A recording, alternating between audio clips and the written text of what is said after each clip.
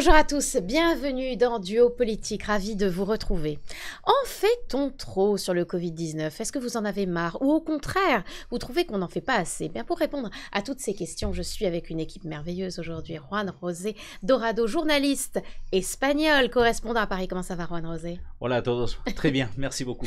Audrey, comment ça va? Notre chère Audrey Pronesti qui est avec nous aujourd'hui. Eh ben ça va super, hein. Tant bien faire se peut, hein, vu les circonstances. Vu les circonstances. Voilà. Et Stéphane Tiki, ça va Stéphane? Toujours un plaisir d'être avec vous. Alors, en fait-on trop, Audrey, je vais commencer avec vous sur ce Covid-19 ou au contraire, pas tant que ça?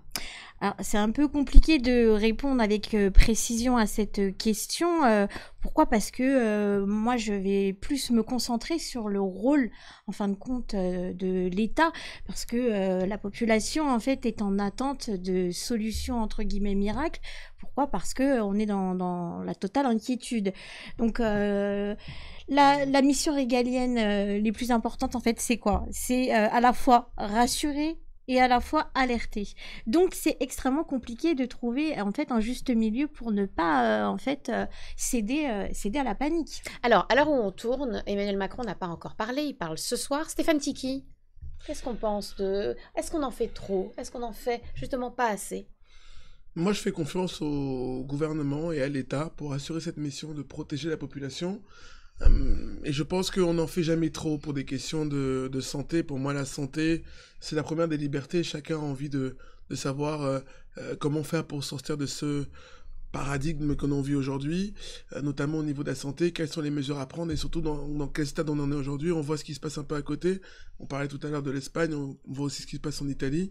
Voilà, moi je pense que c'est important d'alerter la population. Maintenant, j'ai quand même une inquiétude parce que hier, on nous a expliqué que il fallait faire attention aux contacts, notamment les mains et les bises et tout ça, mais j'étais quand même étonné de voir que les supporters du Paris Saint-Germain étaient 3000, si je ne me trompe pas, rassemblés oui, c'est ça. pour fêter ensemble le match. Moi-même, pour vous dire la vérité, je suis un supporter et j'ai regardé le match, j'étais heureux jusqu'au bout de la nuit, mais les images de 3000 personnes rassemblées alors qu'il paraît que toute manifestation publique est interdite me laisse quand même un peu perplexe.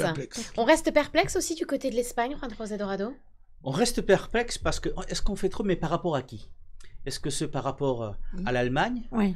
Où on a eu les déclarations de Merkel, où a annoncé que 70% des Allemands vont être certainement touchés par cette pandémie, par le coronavirus. Est-ce qu'on en fait trop par rapport, ou pas assez par rapport à l'Italie, sachant que l'Italie est plutôt dans la réaction, c'est-à-dire qu'ils prennent des mesures par rapport à une situation donnée, quand en France, en fait, on essaye d'anticiper. Donc c'est vrai que c'est pas du tout la même chose. Est-ce qu'on en fait trop ou pas assez par rapport à l'Espagne, où effectivement en à peine 24 heures, l'Espagne a dépassé la France en nombre de personnes touchées par les coronavirus et même en nombre de personnes décédées par cette maladie. Donc la France, je pense, elle ne fait pas trop pour l'instant. Elle essaye tout simplement d'anticiper autant se peut les questions qui se posent, avec un avantage, c'est qu'on sait comment ça se passe ailleurs, on sait comment ça s'est passé en Chine, on sait comment ça se passe en Iran, on sait comment ça se passe en Italie. Et on critique beaucoup l'Italie, mais c'est en quelque sorte grâce à l'Italie que les autres pays vont être capables d'anticiper si je peux juste les solutions. Alors, Audrey, ensuite Stéphane. Audrey. Moi, je suis assez d'accord sur le fait qu'il vaut mieux anticiper. D'ailleurs, il est prévu d'anticiper le stade 3, justement, pour prévoir et pour éviter les saturations au niveau du système de prévention sanitaire. Donc, moi, là, de ce côté-là, je trouve que c'est vraiment une très bonne chose. Stéphane Tiki. Il vaut mieux prévenir que guérir. Moi, je suis entièrement d'accord avec vous. Et je rebondis d'ailleurs sur votre exemple que vous avez cité sur la Chine, parce que tout le monde a parlé de la Chine un peu comme on fait aujourd'hui malheureusement avec l'Italie en les pointant du doigt. Sauf que si vous regardez les courbes de propagande ou propagation du virus en Chine notamment, il y a eu la période dans laquelle il y a eu la phase de la croissance puisque le virus vient de Chine, mais aujourd'hui, grâce aux mesures qui ont été prises par les Chinois et par l'État chinois, la phase est dans une phase de décroissance. Donc c'est important d'avoir, moi j'espère des mesures fortes, parce que les mesures fortes où les gens comprennent aussi, parce que on parle beaucoup du rôle de l'État qui doit protéger, prévenir et guérir, mais je voudrais aussi lancer un appel pour tous ceux qui nous écoutent. Il y a aussi le rôle de chacun des citoyens. Bien évidemment. Parce que chaque citoyen a aussi une attitude responsable qui doit lui-même, et quand je dis citoyen, je parle pas évidemment des pères de famille, ou aussi pères de famille parce qu'ils ont des enfants, mais aussi des personnes âgées aujourd'hui, parce que chacun a une situation de responsabilité, parce que si nous-mêmes aujourd'hui on est acteurs qui transmet ou qui sont acteurs de la transmission, voilà, mais j'adhère à ce que vous dites, les pays comme la Chine ou comme l'Italie aujourd'hui doivent nous servir pour des choses qu'ils ont fait chez eux, qui ont marché, dont on doit s'inspirer, ou qui n'ont pas fait chez eux, qu'on doit s'inspirer pour pouvoir améliorer la situation aujourd'hui. Alors, selon un sondage d'aujourd'hui, donc daté de jeudi 12 mars, un sondage RTL, LCI, TF1, 32% des Français pensent qu'aller voter est très risqué. Et vous, Stéphane, est-ce que vous pensez qu'aller voter dimanche est très risqué ? C'est compliqué. Moi, j'ai toujours appelé tout le monde à aller voter parce que je considère que non seulement c'est un droit, mais pour moi c'est un devoir. Oui. Parce que en plus, les gens critiquent souvent la politique mise en place, peu importe d'ailleurs le camp politique, en disant oui, mais on n'est pas content d'un tel parce qu'il fait pareil, il fait pas de job ou on le connaît pas. Mais en général, souvent je dis aux gens, est-ce que vous avez pu, parce que vous n'êtes pas des spectateurs, vous êtes des acteurs. Est-ce qu'à ce moment-là, vous avez pris position pour aller choisir tel ou tel que vous dirige? Soit les gens disent non. Donc c'est vrai que moi je lance tout cet appel de mobilisation pour aller voter. En revanche, c'est aussi pour ça qu'on attend le message du président de la République ce soir. C'est vrai que si on peut mettre des circonstances sont assez compliquées, peut-être que si on met autour de ça des conditions pour essayer de protéger les gens, j'ai entendu notamment que chacun amène son stylo. Voilà, si les conditions de sécurité sont au maximum, oui, il faut aller voter. Qu'est-ce que vous en pensez, vous, Juan José, vu d'Espagne? C'est moins risqué d'aller voter qu'à d'aller voir un concert dans une salle parisienne. Mais bien sûr. Que de se mettre dehors devant le Parc des Princes. Même aujourd'hui, c'est moins risqué qu'aller à la porte du Parc des Princes. Du Parc des Princes. Donc, je pense qu'aller voter, ça ne devrait pas poser des problèmes parce qu'on prend les mesures nécessaires, autant collectivement que individuellement. Tu as fait référence tout à l'heure, et ça, c'est important.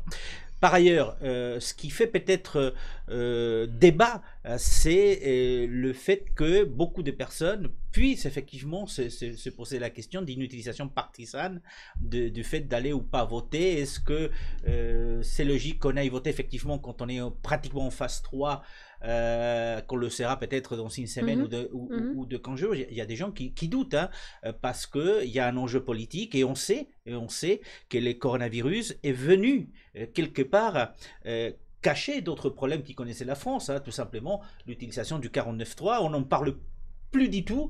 Donc le coronavirus a permis justement d'effacer ce sujet, et puis allez, tout le monde voter. Peut-être qu'effectivement le gouvernement ici perdrait moins de voix que prévu. J'ai d'ailleurs une question à vous poser, si vous me permettez. Bien sûr, mais je vous en prie, Stéphane, allons-y. Mais non, mais en fait, j'aimerais savoir, est-ce que vous pensez qu'avec ce qui se passe, notamment le coronavirus, est-ce que vous pensez que ça va influer sur la mobilisation du vote dimanche?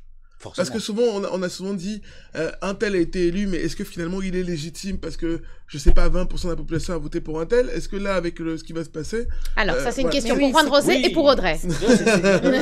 C'est une interrogation que j'ai au fond de moi-même. C'est-à-dire que dans nos systèmes démocratiques en Europe, la légitimité, elle vient du vote. Du moment où il y a un vote, vous avez la majorité, vous êtes bien élu, même si effectivement c'est 15%, 20% ou 30%. On sait que les sondages qui ont été publiés par rapport aux élections municipales, on voit que ça va être le taux de participation l'un des plus bas ou le plus bas dans l'histoire des élections municipales. Ça, c'est une réalité.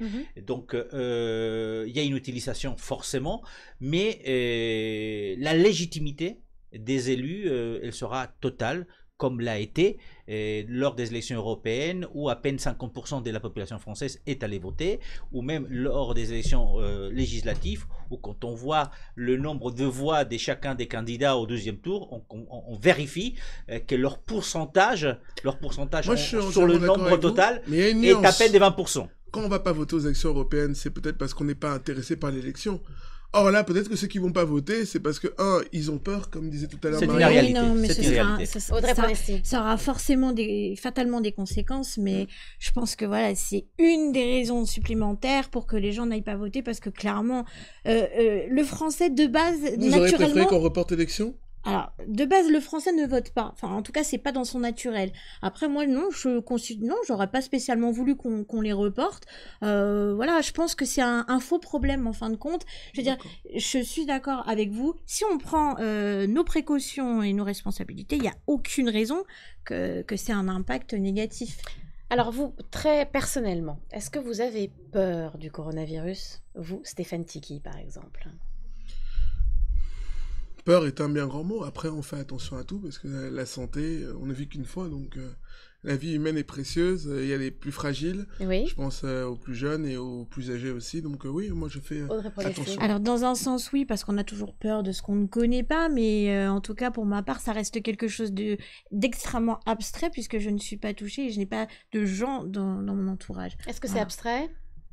Non, c'est pas abstrait parce qu'il y a eu la grippe A, le NH1, donc c'est pas du tout. C'est l'imaginaire qui joue. C'est pas du tout abstrait parce qu'on a eu dans les 15-20 dernières années plusieurs exemples. Mais à votre question, non, je n'ai pas peur parce que justement, il y a ces exemples par le passé qui nous montrent qu'en faisant bien les choses, on est capable d'avancer. Donc non, pas plus inquiet que ça. Mais par contre, toujours faire attention, ça c'est important. Oui. Alors, la dernière question simplement, c'est vrai que les Italiens nous ont beaucoup critiqué sur notre façon de gérer ce virus, disant que la France finalement ne va pas assez loin, devrait aller beaucoup plus loin, devrait tout fermer, les écoles, enfin vraiment, on nous reproche ça beaucoup de l'autre côté des Alpes. Est-ce que c'est eux qui ont raison? C'est nous qui avons tort ou c'est l'inverse? Stéphane Tiki, rapidement. Rapidement, je dirais que chacun gère son pays comme il a envie de souhaiter parce que les populations sont tout à fait différentes. La concentration du virus est tout à fait différente. La propagation est tout à fait différente. Donc ça n'est pas comparable. Donc les stades sont tout à fait différents. Ben non, parce qu'aujourd'hui, par exemple, on n'est pas... Enfin, on écoutera le président ce soir, mais on n'est pas au stade de l'Italie encore aujourd'hui. Moi, je trouve que c'est une vision un peu simpliste parce que compte tenu de la propagation du virus et des zones géographiques, il faut quand même, je pense, se coordonner en fonction des différents pays. Ah, attendez, j'ai pas dit que... Enfin, la question, c'était pas est-ce qu'il faut se coordonner. La question, c'était est-ce que l'Italie qui a critiqué la France, ou bien, moi, j'ai pas dit qu'il fallait pas se coordonner. Effectivement, il faut se coordonner.